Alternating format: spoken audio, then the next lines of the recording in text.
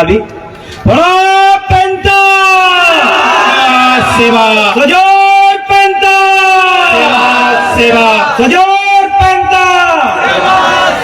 बहुत बहुत धन्यवाद आप सभी मातृशक्ति, युवा शक्ति और मंचासीन वीडियो कॉन्फ्रेंसिंग के माध्यम से हमने जिनका उद्बोधन सुना, राज्यपाल महोदय छत्तीसगढ़ अनुसुईया उइके दीदी का, और अभी मंचासीन हमारे बीच में दीदी संपत्ति उइके जी, उनको भी सेवा जोहार। और समस्त दूर दराज ग्राम से आए इस पैदल यात्रा में नारी शक्ति, युवा शक्ति, आप सभी को जय सेवा, जय जोहार, जय गोंडवाना, जय आदिवासी। इस यात्रा की समस्या को आगे बढ़ाते हुए मैं आपका ध्यान आकर्षण करना चाहता हूं उन समस्याओं पे। आज सबसे मूलभूत समस्या है आदिवासियों का विकास की।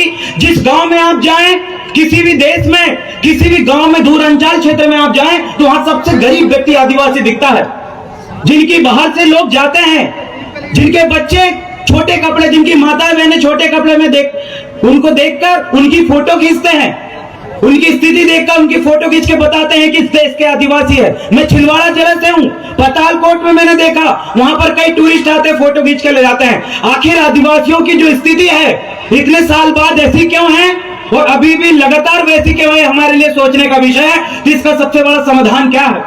हम उस मूल समाधान पे बात करेंगे जो छत्तीसगढ़ की राज्यपाल छिंदवाड़ा की बेटी अनुसुईया उइके दीदी ने कहा था कि राष्ट्रपति और राज्यपाल आदिवासियों के प्रमुख होते हैं। तो आप सबको पता होना चाहिए कि आदिवासी सलाहकार परिषद, आदिवासी ट्राइबल एडवाइजरी जो कमेटी होती है, उसका ध्यान इस ओर देना चाहिए कि आदिवासियों के बच्चों की शिक्षा संबंधित प्रॉब्लम है, स्कूलों में भी उनको पैसा लगता है। उनको ध्यान देना चाहिए कि दिन ब दिन बैतूल जैसी घटना है जहां पर एक आदिवासी बच्ची का बलात्कार हो गया और उसके लिए रामदेव ककोड़िया लड़ रहा है, उल्टी उसकी मां को जेल में डाल दिया गया, लेकिन आरोपी बाहर घूम रहा है। इस ओर किसका ध्यान रहना चाहिए? ट्राइबल एडवाइजरी कमेटी का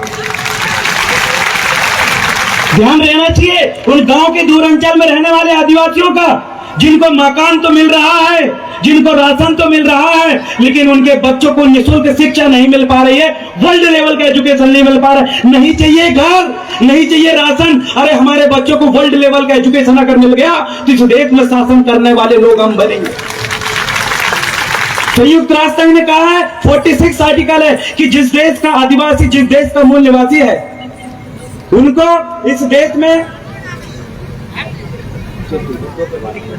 उनको जो है आदिवासियों को मूल मालिक और यहाँ की सत्ता और शासन करने का अधिकार है। लेकिन आप आज देखिए क्या क्या नियम है। आज ट्राइबल एडवाइजरी कमेटी, जिसका इधर ध्यान रहना चाहिए, वो ट्राइबल एडवाइजरी कमेटी कम और आदिवासी विनाश परिषद ज्यादा बनी हुई है। उसको इस और अगर ध्यान रहेंगे तो गांव में जो आपकी समस्याएं हैं, जिनके लिए आप ज्ञापन देते हैं, कलेक्टर को ज्ञापन देते हैं, विधायक को ज्ञापन देते हैं, आप तहसीलदार को ज्ञापन देते हैं, लेकिन मैं आपसे निवेदन करना चाहता हूं, एक ज्ञापन उस ट्राइबल कमेटी को भी दें, उस सलाहकार परिषद को भी दें और राज्यपाल महोदय को दें, राष्ट्रपति महोदय को भी दें कि ये जो समस्या है सिर्फ और सिर्फ इस होशंगाबाद में नहीं, पूरे देश में व्याप्त हो रही है। बात करते हैं समाज और संस्कृति के, जिसे मुझे आयोजनकर्ताओं ने कहा, मैं धन्यवाद देता हूं तुमराम जी का जो इसके डायरेक्टर है। मैं ध्यान आकर्षण करना चाहता हूं संस्कृति की ओर। आदिवासियों के संस्कृति संरक्षण के लिए डिपार्टमेंट बना है, सांस्कृतिक डिपार्टमेंट। आप मुझे बताइए, सांस्कृतिक डिपार्टमेंट का काम था कि यहाँ का जो किला है, यहाँ तक कि हम गिन्नौरगढ़ का किला जहाँ से साधना जी आई है, वहां पर से किन्नौरगढ़ के किला की हालत आप देखिए।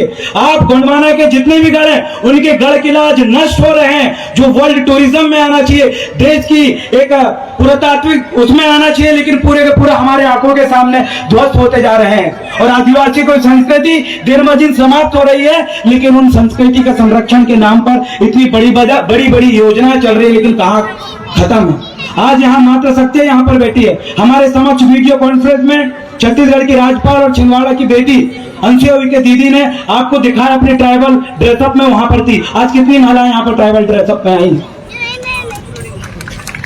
मैं आया हूँ छिंदवाड़ा से, लॉ स्टूडेंट हूँ, मैं विद्यार्थी हूँ पढ़ने वाला। 22 दिन समाज के लिए जेल में रहा, 20 से ज्यादा मुकदमा इस समाज के लिए आंदोलन करने की वजह से 20 से ज्यादा मुकदमा झेल रहा हूँ। 3 जिलों में मेरे ऊपर FIR है। सिर्फ किस लिए?